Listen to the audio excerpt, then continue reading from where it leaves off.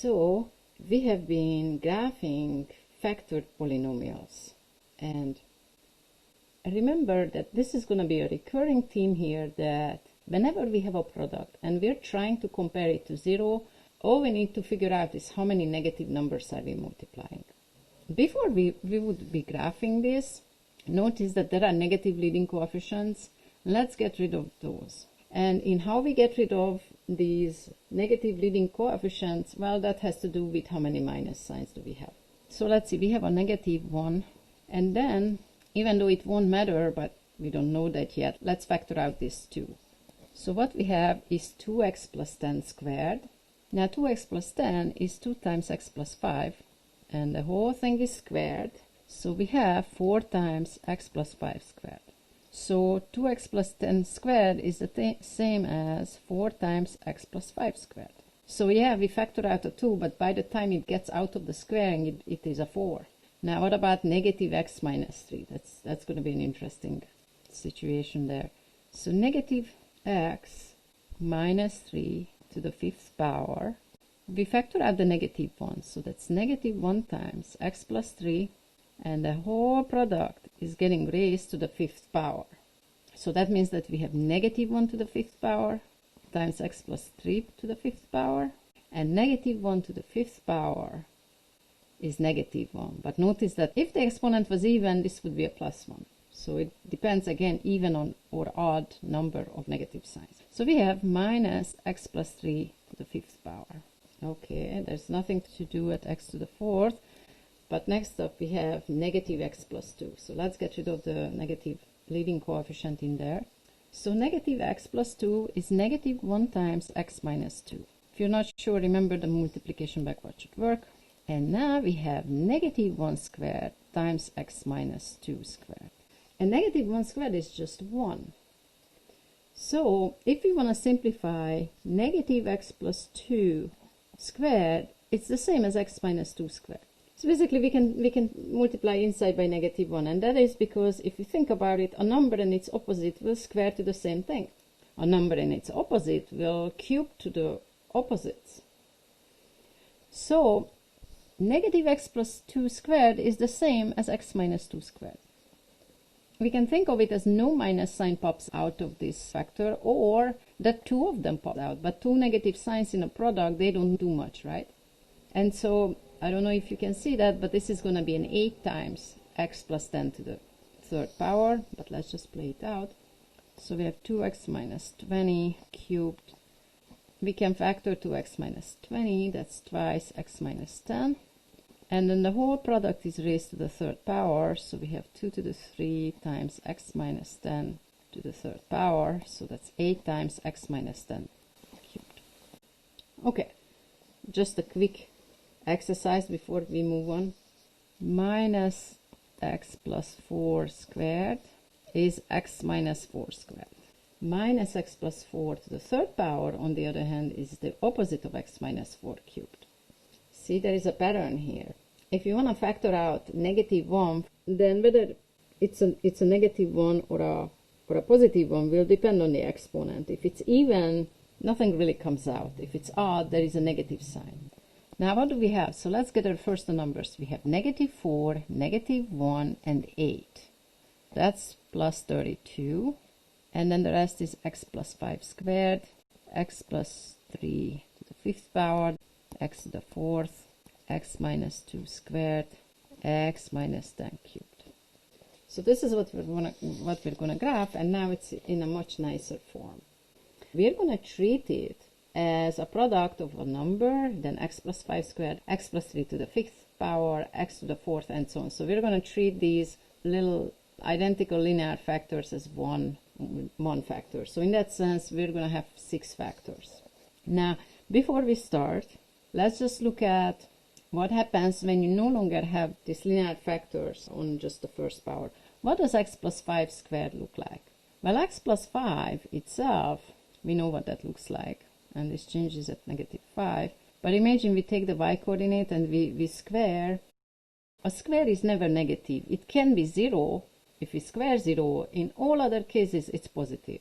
So this factor x plus 5 squared will have a 0 at negative 5, but it's going to be positive before and positive after. That's going to be an extremely boring row in our little table. Now what about x plus 3 to the 5th power? So the line would look like this, negative before negative 3, then takes a 0, then positive after. And I imagine that we take the y coordinates and we cube them. So what we're going to get is this. And notice that if we're looking at the line or the cubic function, they do not differ from each other when it comes to positive, negative, because you cube a positive number, it's positive, you cube a negative number, it's negative. So for all practical purposes, sign-wise, x plus 3 to the 5th power behaves exactly the same as x plus 3 itself. X to the 4th is 0 at 0 and positive elsewhere. I think you see again, if you raise a negative number to an even power, you get positive. If you raise a negative number to an odd power, you get negative. So again, we're counting negative signs. X minus 2 squared, it has a 0 at 2, but it's going to be positive before, positive after. X minus 10 cubed, this is x minus 10, and this is x minus 10 cubed. So it has a 0, and just like a line, it's negative before it's 0 and positive after. This is going to inform us in how we complete our little table. All right, so we have 5 zeros. That's going to create 6 intervals. So there is a 0 at negative 5 and negative 3, 0, 2, and 10. So our table will have a lot of columns. And this is the interval to the left of negative 5, then between negative 5 and negative 3, then between negative 3 and 0, then between 0 and 2, then between 2 and 10, and finally after 10. As we predicted, 6 columns.